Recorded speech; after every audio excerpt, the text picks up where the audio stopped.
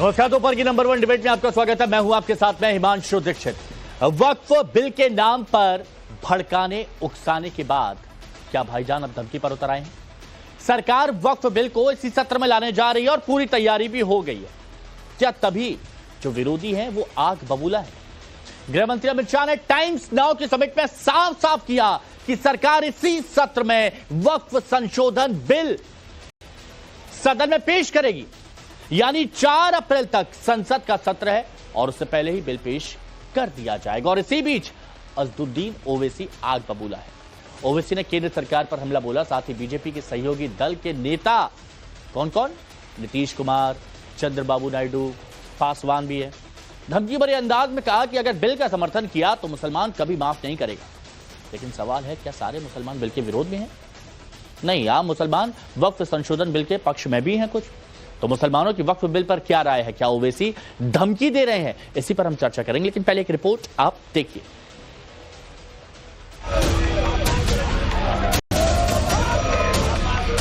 अगले 4 दिनों के भीतर वक्फ संशोधन बिल पार्लियामेंट में पेश किया जा सकता है।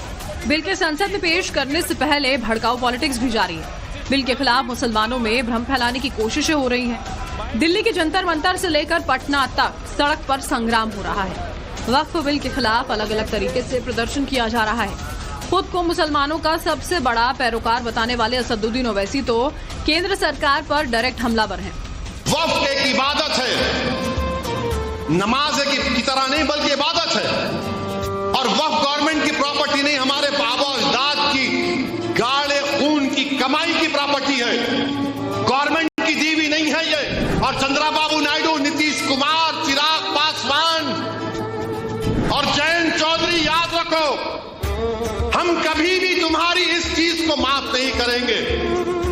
तुम हमारी शरीयत पर हमला जो करने की इजाजत बीजेपी को दे रहे हो। अगर ये चारों बोल दे कि बिल नहीं लाना चाहिए तो बिल नहीं आएगा। मगर तुम बीजेपी को इजाजत दे रहे हो हमारी मस्जिदों को वक्फ को खत्म करने का, उनकी तारीफ करके।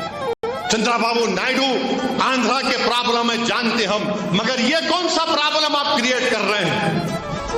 ओवैसी केंद्र सरकार पर हमलावर हैं और उनके सहयोगियों पर भी। साथ ही वक्फ की जमीन छीनने का भ्रम भी फैला रहे हैं। ओवैसी आरोप लगा रहे हैं कि केंद्र सरकार वैसाखी पर चल रही है और अगर नीतीश और चंद्रबाबू नायडू ने वक्फ बिल का समर्थन किया तो मुसलमान उन्हें कभी माफ नहीं करेगा। संविधान की सॉवरेनिटी का, सेपरेशन ऑफ पावर्स का इशू है, फंडामेंटल राइट्स का इशू है। आपके पास लोकसभा मेजॉरिटी नहीं है और मोदी बैसाखियों पर सरकार चला रहे हैं, नीतीश कुमार के, चिराग पासवान के, चंद्रबाबू नायडू के और जयंत चौधरी के। ये लोग कैसा अपना मुंह लेकर जाएंगे बिहार में, आंध्र प्रदेश में और उत्तर प्रदेश में? आप एक गलत अनकॉन्स्टिट्यूशनल कानून बनाने जा रहे हैं जो मस्जिदों को छीन लेगा, दरगाहों को छीन लेगा, खानखाहों को छीन लेगा। अगर ये कल कानून बनेगा तो कभी भी भारत का मुसलमान चंद्रबाबू नायडू को, नीतीश कुमार को, चिराग पासवान को, जयंत चौधरी को माफ नहीं करेगा। क्योंकि वो अगर सपोर्ट कर रहे हैं बीजेपी को, इस तरह से सपोर्ट आप अपनी आंख और दिमाग के ऊपर पर्दा डालकर सपोर्ट नहीं कर सकते, जिससे मुसलमानों के मस्जिदों को, दरगाहों को, खानखाहों को छीन लिया जाएगा। आप ये बिल में ला रहे हैं कि अगर कोई वक्फ की प्रॉपर्टी पर 12 साल से काबिज है तो उसका इंक्लोजर बनाएंगे, लिमिटेशन एक्ट निकाल रहे हैं आप। हरियाणा, पंजाब में और भारत के कोने कोने में इवैक्यू वक्फ प्रॉपर्टीज है, उसका आप सेक्शन निकाल दिए हैं, ओमिटी कर रहे हैं। तो आप क्या करेंगे? आप कब्जा कर लेंगे वो इवैक्यू वक्फ प्रॉपर्टीज को। ओवैसी साहब की जो विचारधारा है ना, वो क्या सोचते हैं कि मैं ही सबसे बड़ा मुसलमानों का हमदर्द हूं, मैं ही सबसे बड़ा एक नेता हूं।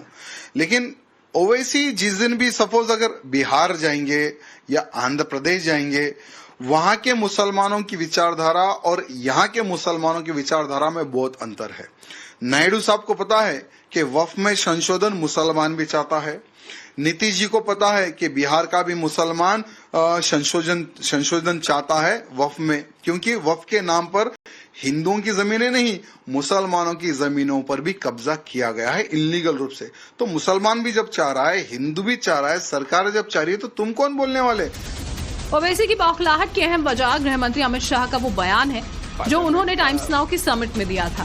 गृह मंत्री अमित शाह ने एकदम साफ कहा कि वक्फ बिल संसद के इसी सत्र में पेश किया जाएगा। तो अगले हफ्ते वक्फ संशोधन बिल पार्लियामेंट में मूव कर देंगे। देखिए, पार्लियामेंट का टाइम टेबल मुझे मालूम नहीं है, मगर इसी सत्र में हम वक्फ संशोधन का बिल रखेंगे। और जितना ऑपोजिशन है, दिल्ली के जंतर मंतर में तमाम पार्टियां वहां जाकर उन्होंने कहा कि वो मतलब खून भी दे देंगे, अपोज जी, मैंने कहा ना, इमरजेंसी नहीं है, हर कोई विरोध कर सकता है, प्रदर्शन कर सकता है, इमरजेंसी कहाँ है। लेकिन सवाल यह है कि अगर वक्फ की मनमानी खत्म हो रही है और बोर्ड के फैसले अदालत में सीधे चैलेंज किए जाएंगे, तो इससे दिक्कत क्यों विपक्ष बार बार वक्फ पर सरकार के स्टैंड को एंटी मुस्लिम करार दे रहा है? क्यों वक्फ संशोधन बिल पास हो जाने पर सिविल वॉर तक की धमकियां दी जा रही हैं? क्यों ओवैसी इसे लुटेरों का अमेंडमेंट करार दे रहे हैं? और सबसे बड़ा सवाल तो ये कि ओवैसी किन मुसलमानों की बात कर रहे हैं जो माफ नहीं करेंगे, क्योंकि आम मुसलमान तो वक्फ बिल के समर्थन में है। Bureau report, times now Navbharat.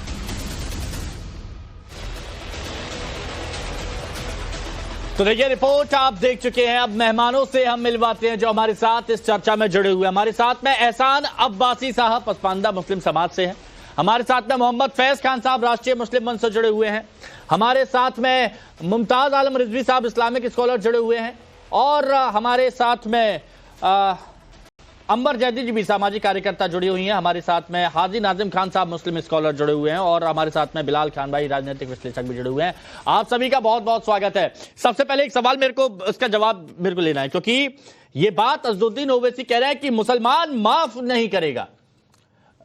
Faiz भाई, आप भी मुसलमान ही हैं, तो क्या आप माफ करेंगे या फिर माफ नहीं करेंगे या फिर मुसलमान नहीं है? जरा ये कंफ्यूजन क्लियर कर दीजिए कि किस मुसलमान की बात कर रहे हो ओवैसी साहब। बिस्मिल्लाहिर्रहमानिर्रहीम, रब्बि इश्रह ली सदरी व यस्सिर ली अमरी वहलुल उक़दतन मिन लिसानी यफ़क़हू क़ौली। जय हिंद, भारत माता की जय। हिमांशु भाई, मैं भी एक मुसलमान हूँ। ला इलाहा इल्लल्लाह मुहम्मदुर रसूलुल्लाह कलमा पढ़ता हूँ, नमाज पढ़ता हूँ। मैं मुसलमान हूँ और मैं माफी की बात नहीं कहूँगा।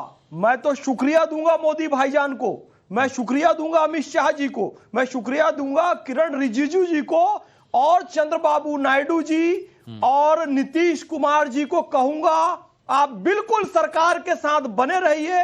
आम मुसलमान आपको शुक्रिया करता है। और जो माफ नहीं करेगा कि जो धमकी दे रहे हैं, वो वही लोग हैं जिन्होंने वक्फ की प्रॉपर्टी पर अवैध कब्जा किया हुआ है।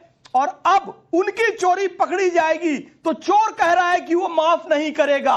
ये आम मुसलमानों का स्टेटमेंट नहीं है कि खून की नदियां बहा देंगे, क्या हश्र कर देंगे, हम देख लेंगे, नेस्त नाबूद कर देंगे, देश में गृह युद्ध कर देंगे। मुसलमान जिस देश में रहता है उसके प्रति वफादार रहता है। देश में गृह युद्ध की बात कर रहे हैं, यानी कि आम मुसलमानों की बात नहीं हो रही है। ये उस पॉलिटिकल पार्टी की बात हो रही है जिसने 1900 पर अवैध कब्जा करके बैठे हैं। वो लोग परेशान है हिमांशु भाई। अच्छा, ठीक है। एहसान अब्बासी साहब, आप भी बताइए मेरे को, क्योंकि आपका जिक्र यहां पर किया गया। ये क्या बताया जा रहा है कि कौन से मुसलमान नाराज हैं, कौन से मुसलमान कह रहे हैं कि माफ नहीं करेंगे, कौन से मुसलमान ऐसे हैं जो कह रहे हैं कि भाई नहीं, हम तो स्वागत करते हैं, लाइए से।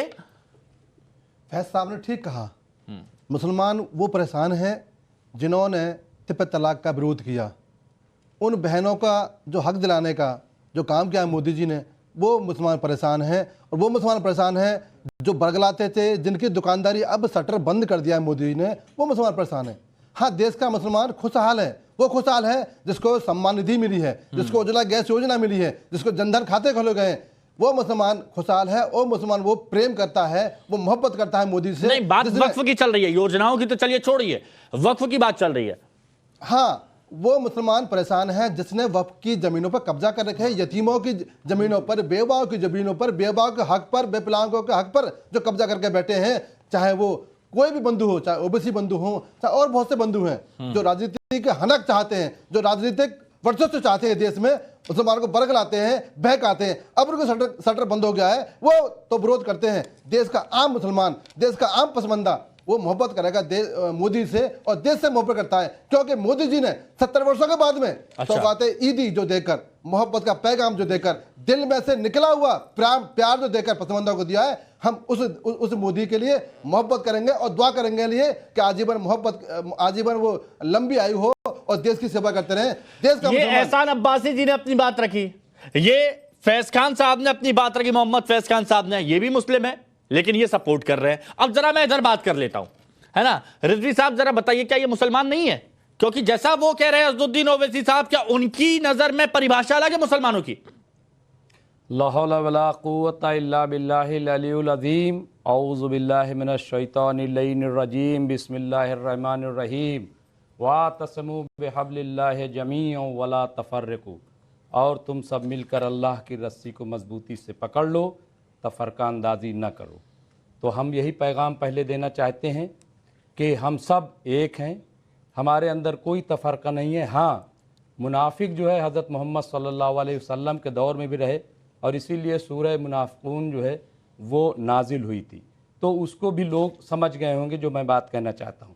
अब सियासी बात सुन लीजिए हिमांशु भाई, कि भाईजान को साध के, अब थोड़ा डिटेल में मेरे को भी समझा दे, मैं भी समझ जाऊं। जो आपने कहा कि जो लोग समझना चाह रहे हैं वो समझ गए, मुझे भी समझा दीजिए ना। मिला के ये है, नहीं, अरे तो वतन से शेर पे इसी मोहब्बत करने को ये मुनाफिकत कह देते हैं। आप क्यों चिढ़ गए? नहीं, अरे मुझे समझना है, मुझे सितारा काफी होता है, समझ आप मुझे समझा देते। वही तो कह रहा हूं, वतन से मोहब्बत करते थे उसकी वजह। नहीं, पहले मुझे वो मतलब समझाइए उसका। अब देखिए मेरे भाषा नहीं चाहिए। अच्छा एक मिनट, आप समझाएंगे या मैं उनसे पूछूं? अरे वो समझ गए तभी तो चीख अरे रहे हैं। मैं समझना चाह रहा हूं। अच्छा ठीक है, फिर इनसे समझ लेता हूं मैं। बताइए भाईजान को साध के हमसे पूछे राय, भाईजान को साध के हमसे पूछे राय, अब आपस में लड़वाए के साहब कुर्सी पाए। तो ये आपस में जो लड़वा रहे हैं भैया, एक बात आपने पहली बात का मतलब नहीं बताया। नहीं दो पंक्ति मेरी भी, बस दो पंक्ति। कोशिश के बावजूद ये इल्जाम रह गया, हर काम में हमेशा कोई काम रह गया, उठ के मस्जिदों से नमाजी चले गए, दहशतगर्दों के हाथ में इस्लाम रह गया। वही तो मैं बताना चाहता हूं। ये देखो, ये नहीं सर, मुझे बस एक बात जाननी, क्योंकि मैंने शुरुआत में पूछा, आपने कहा समझने वाले समझ गए। भाई मैं नहीं समझ पाया, मुझे तो समझाइए, कहीं आपसे कुछ ऐसा नहीं कहा हो जैसे चैनल में ऐसा मुझे बताइए। बज़ाहिर अपने आप को कहते हैं कि हम इस्लाम वाले हैं, मुसलमान हैं, लेकिन हकीकत में न तो वो इस्लाम वाले हैं न तो मुसलमान हैं। तो ये इस्लाम वाले, ये मुसलमान वाले नहीं है जो है। नहीं, आप देखिए, लड़वाई मैं नाम नहीं ले रहा हूं, मैं यही कह रहा हूं कि वो अपने दिल पे हाथ रखें और खुद फैसला करें। हम ये कह रहे हैं कि हमारा तो मकसद ये है कि जो सही बात है, हमने इसीलिए कहा कि हम जी पक्के मुसलमान है, वतन से मोहब्बत करते हैं, दिल पे हाथ रखकर कह रहे हैं। आप कह रहे हो ना, दिल पे हाथ रखकर कह लो, मुसलमान दिल पे हाथ रख के कह रहे हैं हम सच्चे पक्के मुसलमान हैं। आई थी तब भी तो यही लोग कह रहे थे, लेकिन ये अब सीधा अब पर्सनल करेंगे, फिर पर्सनल में बता दूंगा, पर्सनल नहीं, पर्सनल फिर मैं बता दूंगा। पाकिस्तान जिंदाबाद कहते हो, भारत में रहकर उसकी जीत पे पटाखे फोड़ते हो, भारत को तोड़ने की कोशिश करते हो, चिकन नेक काट देंगे कहते हो, भारत तेरे टुकड़े होंगे इंशाअल्लाह कहते हो, पाकिस्तानी बॉर्डर लखनऊ तक ला देंगे कहते हो, आज भी कश्मीर की आजादी और भारत की बर्बादी के नारे लगाते हो। ऐसे लोग ही मुनाफिक हैं जो भारत में रहकर भारत का खाकर भारत में गद्दारी करते हैं। दुनिया को पढ़वाते रहो, पत्थर मारते हैं शब्बीर का दुनिया को पढ़वाते रहो। अच्छा एक मिनट प्लीज। अच्छा पत्थर मारते हैं, पत्थर मरवाते हो, देश को टुकड़ा करते हैं, पैसे लेकर के देश को टुकड़ा करते हैं,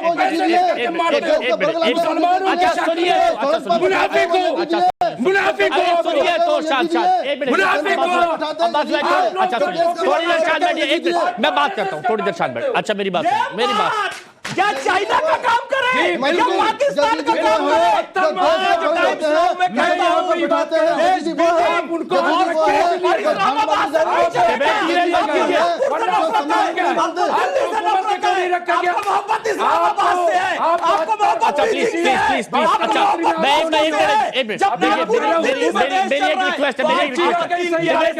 डिबेट बर्बाद होगी। एक मिनट शांत करिए। नाज़िम भाई थोड़ी देर शांत बैठ,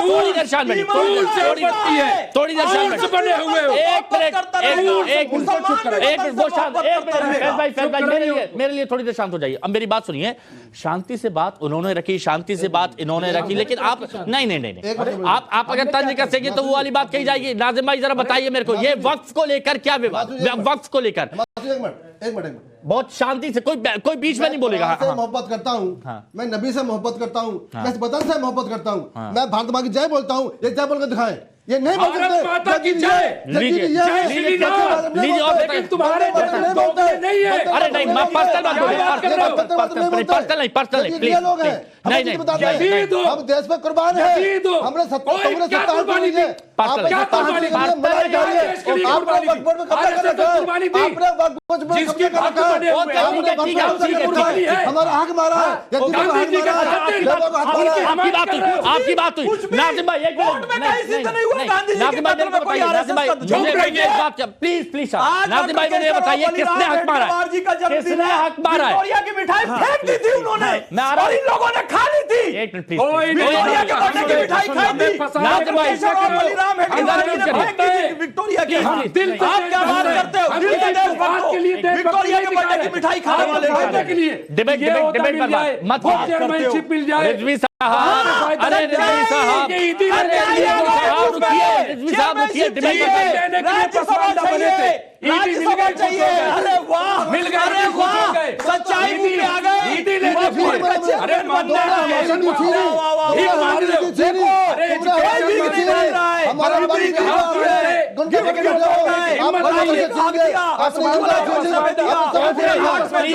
हर योजना में लाभ दिया। अगर अंबर जैदी आपको मेरी आवाज आ रही है, देखिए मैं आता हूं। अच्छा चलिए शांत होगा, प्लीज शांत रहिए, प्लीज शांत रहिएगा। हाजी नाजिम भाई बताइए कौन किसका हक छीन रहा है वक्त के नाम पर? हाँ हिमांशु भाई देखिए, औज़ बिल्लाहि मिनश शैतानिर रजीम, बिस्मिल्लाहिर रहमानिर रहीम। वो समुंदर को खंगालने में लगे हैं। अच्छा। हमारे अंदर हमारी कमियां निकालने में लगे, जिनका कोई वकार नहीं है आज वो हमारी पगड़ियां उछालने में लगे। और देखिए जिस तरीके की बात यहाँ पे कही गई, और अरे सुन लीजिए, आपने पाकिस्तान का नाम लिया, आपने पाकिस्तान जिंदाबाद के भी गए, लेकिन हाजी नाजिम खान भारत जिंदाबाद कहेगा। आप सुन लीजिए, जो हम यजीदी वाली बात नहीं करते भाई, हम हैं पक्के सच्चे मुसलमान, हमें बताने की जरूरत नहीं है, हमें आइडेंटिटी देने की जरूरत नहीं कि हम पक्के सच्चे मुसलमान है। अल्लाह का शुक्र है, बताइए, वक्त पर आइए, वक्त पर भी आता हूं। हम अल्लाह का शुक्र है भारतीय मुसलमान है, संविधान को मानने वाले। और रही बात वक्फ बोर्ड की, जिस तरीके से वक्फ बोर्ड की बात होती है, देखिए हमारे अपने बाप दादों की मिल्कियत है, किसी के बाप की जागीर नहीं है। देखिए जिस तरीके से वक्फ बोर्ड के जमीनों को कहा जा रहा है कि अरे सुन लीजिए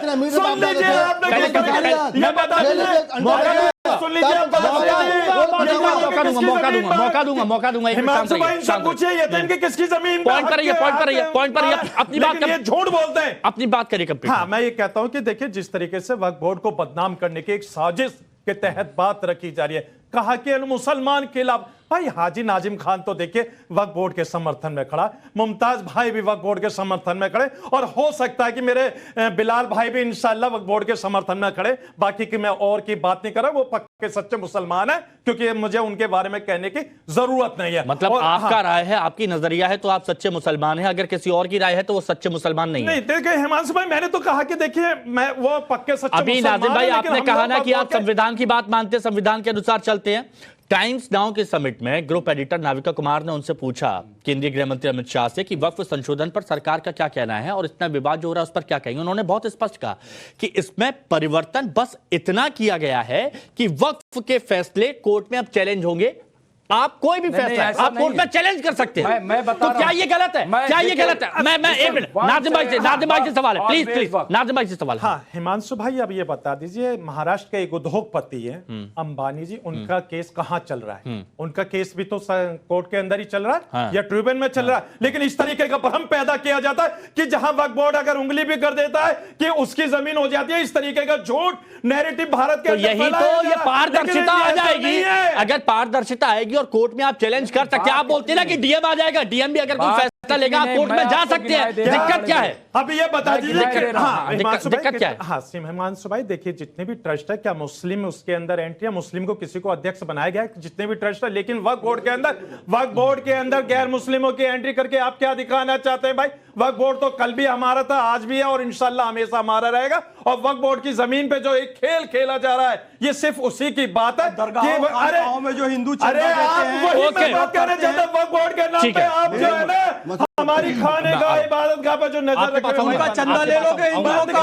अरे चंदा लेने वाले इधर सहयोग दे देंगे, चंदा लेने वाले इधर और चंदा देने वाले झूठ बोलते हो आप लोग। उसके ख्वाजा मोइनुद्दीन चिश्ती अजमेरी की दरगाह में हिंदू सबसे ज्यादा जाते हैं, हजरत निजामुद्दीन औलिया की दरगाह में हिंदू सबसे ज्यादा जाते हैं। यहाँ डाउन करिए, देखिए और तुम में हिम्मत है तो बोल के दिखाओ कि ख्वाजा मोइनुद्दीन चिश्ती अजमेरी की दरगाह में कोई हिंदू नहीं आ सकता, नहीं बोल सकते। देश के अंदर का माहौल मत बनाए भाई। आपको जो वक्फ बोर्ड की जमीन से दिक्कत है, ये भारत के मुसलमानों से दिक्कत है। अच्छा एक मिनट फैज भाई, अच्छा फैज भाई आप ये कहना चाहते हैं मुसलमानों को भी तो टैक्स मिलेगा, ये क्यों नहीं लेगा मुसलमानों को? आपका सवाल ये, अच्छा मेरी बात अच्छा आपका सवाल ये है कि गंगा जमुनी तहजीब की बात करते कहते हैं कि वक्फ बोर्ड में कोई भी हिंदू नहीं होना चाहिए, लेकिन अगर अजमेर में जाते कहीं पर भी जाते वहां पर हिंदू है, वहां पर चले कोई दिक्कत नहीं है। स्वागत उनका भी है, वक्फ मतलब अजमेर में जाते हैं, सहयोग करते हैं आर्थिक रूप से, लगभग 1 करोड़ रुपए डेली डोनेशन आता है, मिनिमम, ज्यादा ही आता होगा, तो वो वक्फ में आ जाएंगे तो मैनेजमेंट तो अच्छा होगा ना। ये गंगा तो ये कह रहे वहां पर नहीं कहते कि हिंदू नहीं है वहां? हाँ, वहां मना नहीं करते हैं, वहां तो सबका स्वागत करते हैं भैया। अजमेर हो, निजामुद्दीन औलिया की दरगाह हो, वहां स्वागत है। क्या अंबर जैदी जी तहजीब वाले हैं, पर हिंदू भाइयों को वक्फ में नहीं लेंगे। अच्छा चलिए ठीक है। बिलाल भाई ये बताइए, बिलाल भाई एक मिनट प्लीज। मंत्री हो, सब कुछ तो हो। बिलाल भाई आपको हर मुसलमान की भावनाओं को सुनना चाहिए। प्लीज आप डिबेट बर्बाद मत करिए। मैं बोल रहा हूँ रिजवी साहब, प्लीज डिबेट बर्बाद मत करिए। हमारे साथ बिलाल भाई भी हैं और देखिए अंबर जी चली गई, उनको वापस बुला लीजिए, आ जाए उनसे बात कर लेते हैं। बिलाल भाई देखिए, मुसलमानों की बात समझनी चाहिए। अब ये नहीं है कि अज़दुद्दीन ओवैसी की नज़र में सिर्फ एक तरफ की ही बात है, ये भी मुसलमान है, इनकी भी सोच है, इनका भी नजरिया, उसकी भी रिस्पेक्ट करनी चाहिए। तो वहां पर पूरी तरह से निगलेक्ट क्यों कर दिया जाता है? और अज़दुद्दीन ओवैसी की जो भाषा है, आपको नहीं लगता ये भड़काने वाली है, ये गलत है और ऐसा नहीं करना चाहिए? देखिए हिमांशु भाई, सबसे पहले तो मैं आपको जो है जिस तरीके से आप एक बहुत बड़े पॉलिटिशियन है, 4 हमारे भाई स्टूडियो में बैठे हैं, 2-2 को आपस में लड़ा दिया आपने। अरे तो सबसे बड़े राजनीति तो आप ही लोग कर रहे हैं। 4 लोग बैठे उनको आपस में लड़ा रहे हैं के लिए बहुत बहुत शुक्रिया, लेकिन मैं बात समझने की कोशिश कर रहा था।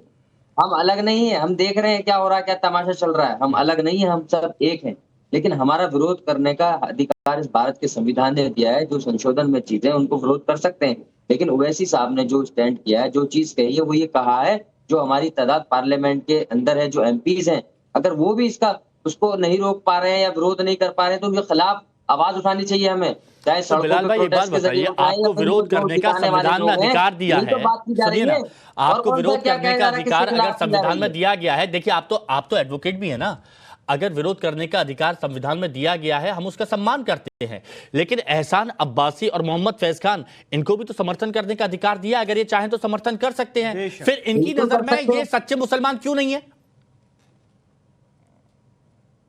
देखिए, अगर आप इन लोगों से जोड़ के देखेंगे हिमांशु भाई कि इनकी नजर में क्या है, उसकी नजर में क्या है, तो मैं इस बात का जवाब नहीं दूंगा। मैं ये कह रहा हूं कि देश के जो लोग हैं, जो देश के मुसलमान हैं, जो चाहते हैं, जो हकीकी चीज है, देखिए इक्का दुक्का 5, 10, 50, 100, 1000, 10,000, कितना बड़ा देश है, इस देश में कितनी आबादी मुसलमानों की। कुछ लोग खिलाफ हो सकते हैं, लेकिन हर जो इस देश का नागरिक है, जो चाहता है वाकई में, जो समझता है कि वक्फ बोर्ड पे ताला लगाने की हरकतें हो रही हैं, जो सरकार खिलाफ चल रही है, जो लगातार सरकार के जो हड़कंडे हैं वो अपनाए जा रहे हैं, वो नहीं चाहते कि कोई संशोधन हो, जो जैसे चल रहा है वैसे चलता रहे। और पार्लियामेंट के अंदर भी भाइयों को जो साक्षर नहीं है, जिनको पता नहीं, उनको तो पता ही नहीं होता कि वक्फ बिल का विरोध क्यों करना है। उनको तो बस बोल दिया जाता है कि भैया पट्टी बांध लीजिए, विरोध कर दीजिए, वो विरोध कर देते हैं, है ना? ऐसा होता है कि नहीं होता है? हिमांशु भाई, सबको पता है, ऐसा नहीं है कि पट्टी क्यों बांधी गई, सबको पता है पट्टी क्यों बांधी है, सबको पता रहता है पट्टी क्यों बांधी है। मैं भी आपको वीडियो दिखवा दूं, क्यों बांधी गई सबको पता है। मैं आपको भी वीडियो दिखवा दूं, अपना कैमरा मैन लेकर आइए ना, मैं आपको वीडियो दिखवा दूं अभी, इस विरोध में बांधी गई। नहीं, मैं आपको भी वीडियो दिखवा दूं जिसपे मुसलमान भाई कह रहे हैं कि भाई हमें नहीं पता पट्टी क्यों बांधी गई, वो तो किसी ने दे दिया तो हमने बांध ली।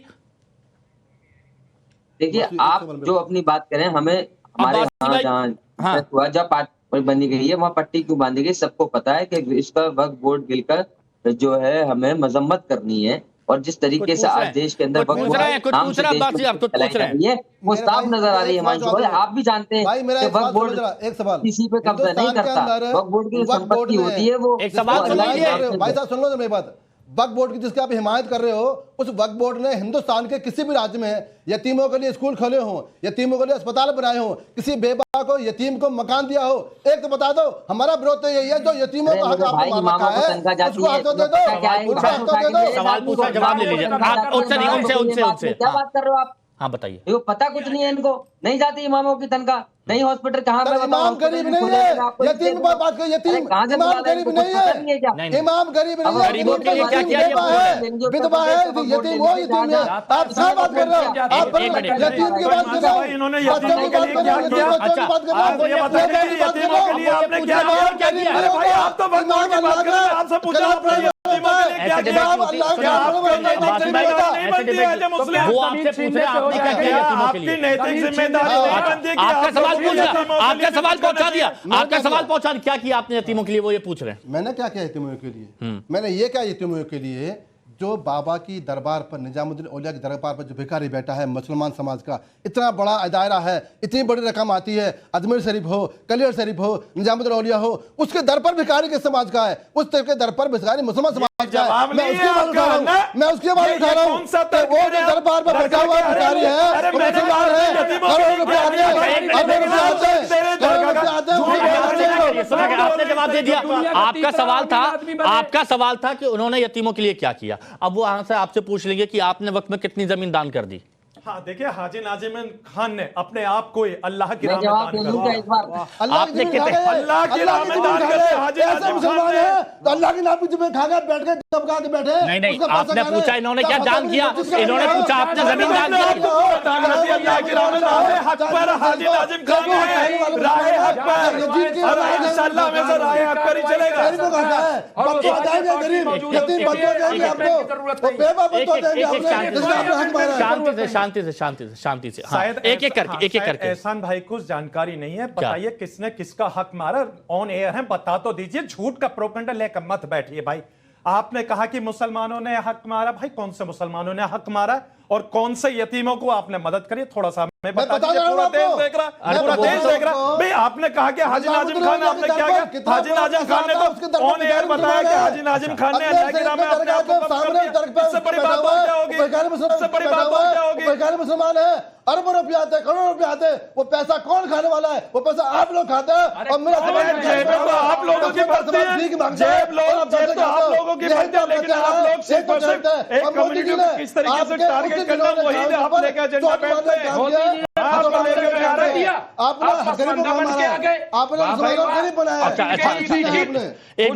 एक मिनट पसमानदा मुसलमानों की जब बात हो, अगर सरकार ने कुछ किया तो आप बोलते हैं कि ये सरकार के गुलाम हो गए।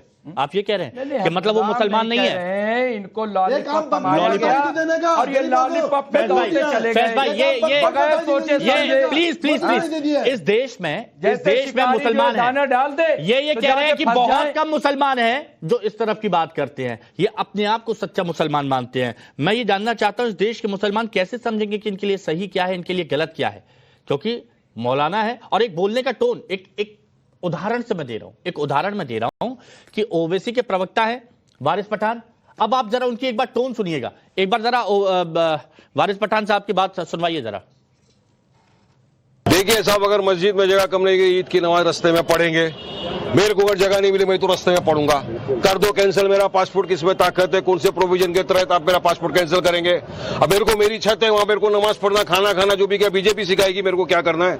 जो मेरे को करना होगा, जो हमारी मर्जी में आएगा करेंगे। संविधान के दायरे में रहकर हम कर रहे हैं। जिस तरह से अभी मुझे बताइए, हम गणपति का फेस्टिवल हमारा हिंदू भाई बनाते, किसी कोई रोकता है? पंडाल कहाँ रखते? घर में लगते हैं, रस्ते पे लगते हैं, रस्ते पे लगते हैं। होली घर में खेलते, रस्ते पे खेलते हैं, रस्ते पे खेलते हैं। तो हम भी हमारा त्योहार का अगर आधा घंटा सुबह में अगर ईद की हमने नमाज अदा कर ली तो कौन सा पहाड़ टूट पड़ेगा? अरे पुलिस प्रशासन की जवाबदारी बनती है, रोकिए, वहां पे बंदोबस्त करिए ना। कौन सा ट्रैफिक का वेहिकुलर प्रॉब्लम हो जाता है आपको? हमने देखा है कांवड़ यात्रा के अंदर महीनों तक रस्ते के ऊपर भीड़ रही, उनके ऊपर तो आप आसमान से हेलीकॉप्टर से फूल बरसाते हो। और अगर मुसलमान ने बोल दिया कि हम रस्ते पे नमाज पढ़ेंगे तो आपको ये तकलीफ हो जाती है। अच्छा, एक टोन वाली बात यहां पर की गई थी कि हम तो करेंगे, किसको करना है, क्या करना है वो कर लो। अब एक वीडियो और मैं यहां पर दिखा देता हूं, क्योंकि जब ऐसी बातें की जाती हैं और फिर कह दिया जाता है कि भैया आप तो पट्टी बांध के विरोध करिए, लेकिन क्या उनको वाकई पता होता है कि किस वजह से वो विरोध कर रहे हैं?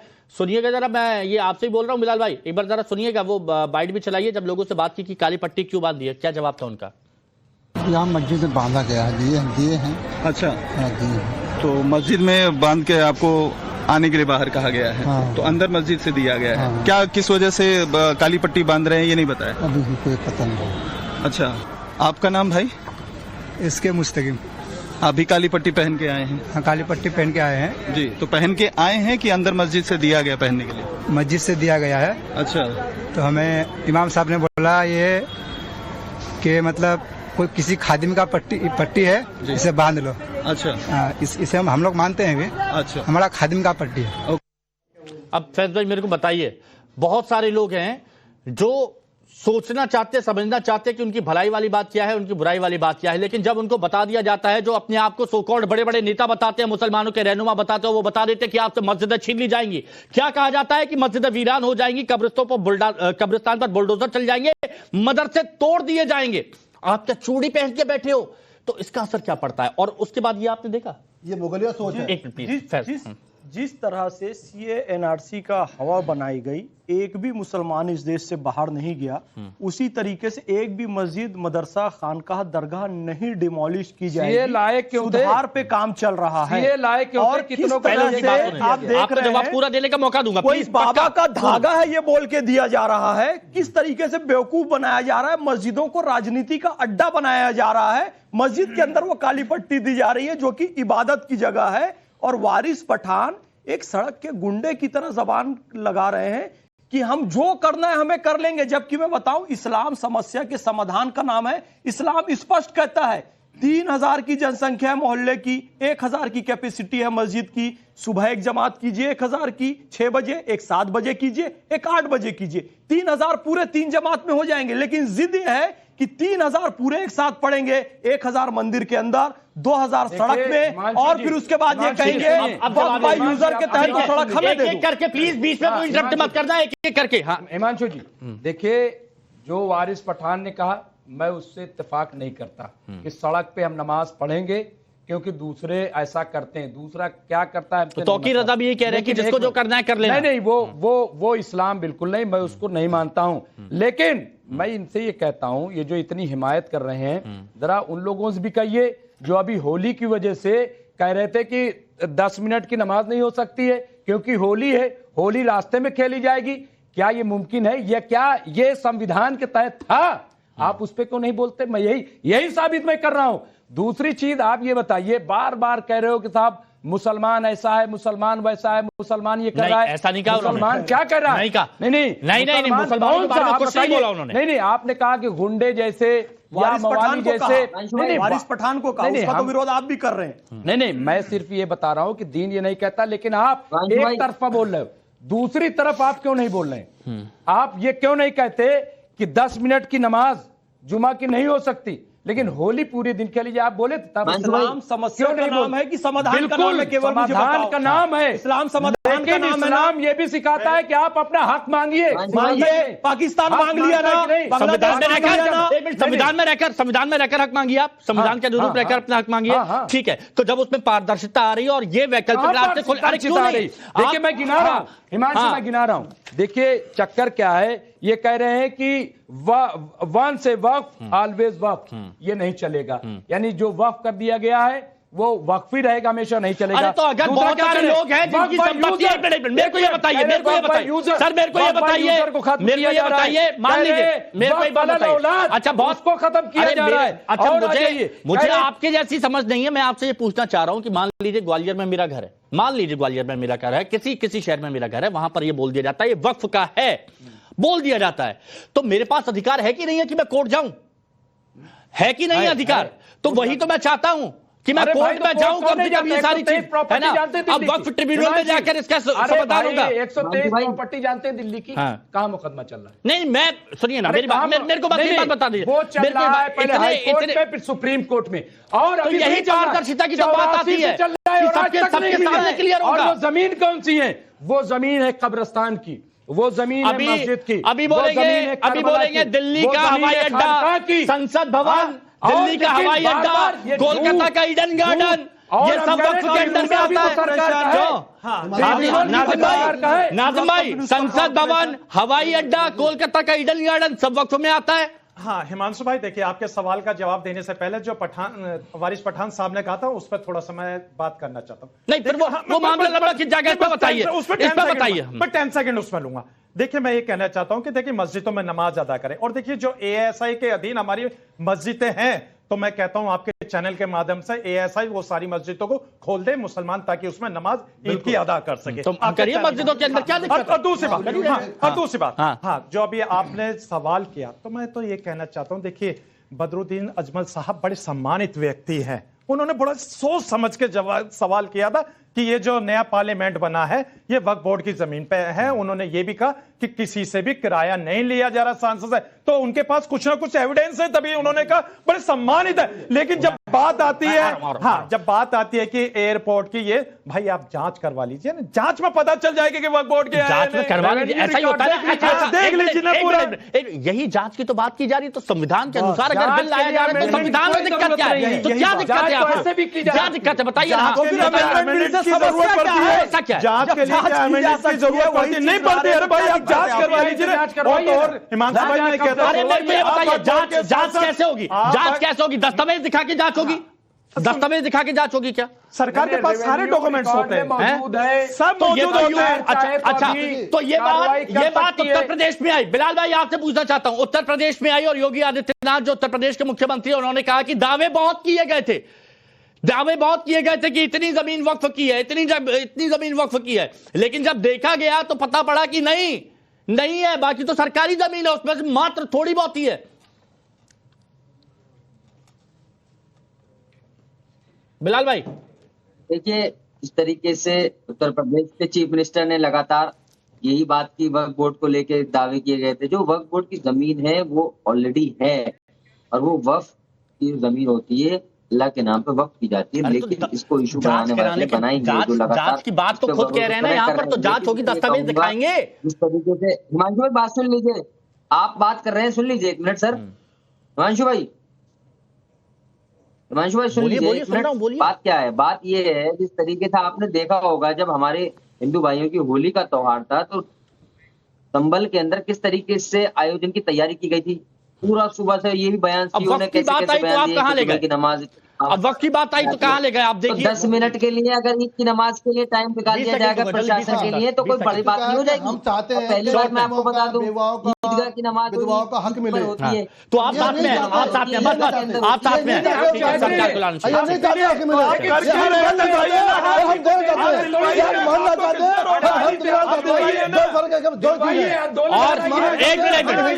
एक मिनट बस मैं ये कहना चाहता हूं, अगली बार कोई मौलाना या कोई भी आपके पास आए कहे वक्फ का विरोध करिए, तो आप उनसे पूछिएगा हक में कि जो वक्फ की जमीन जो दान की गई है, जो वक्फ की गई है, उसमें से कितनी ऐसी हैं जो गरीबों के काम आ गई हैं, पूछ लीजिएगा। बस पूछने में क्या जाता है। बहुत बहुत शुक्रिया आप सभी का हमारे साथ जुड़ने के लिए चर्चा में।